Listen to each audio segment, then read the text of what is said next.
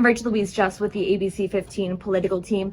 A bill in the Arizona legislature aims to make more women aware that they have breast cancer earlier on, increasing their chances of survival. But it's not moving forward, at least not this year. Women are caretakers.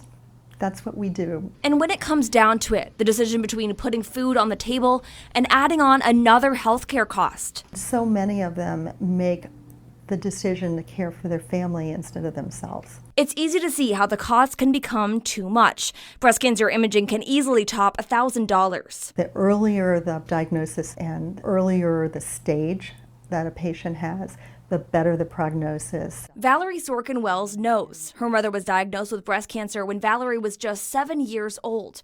Her mother fought for years before dying of complications.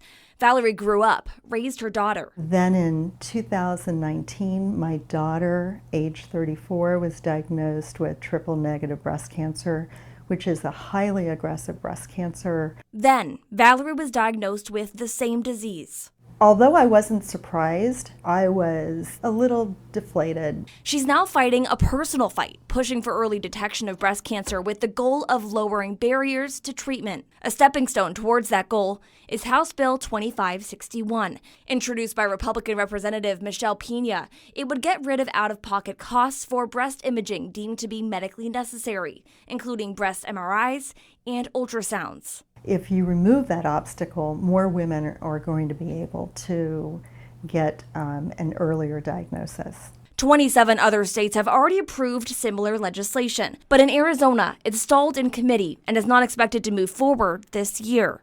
Valerie, who has worked in medicine for decades now, looks forward to next year when she hopes to read her testimony to committee. As a survivor, as a mother, as a daughter, as a provider of care to women who have been affected by breast cancer, I implore you to reconsider hearing House Bill 2561 to help remove any obstacle to early diagnosis and treatment.